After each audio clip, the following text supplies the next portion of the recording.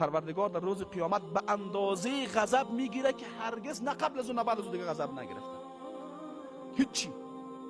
اونمو ذات با اونمو قدر قدرت و عظمتش در این روز بسیار غضب میگیره. هیچ کسی نمیتونه کوچکترین حرکتی از خودش.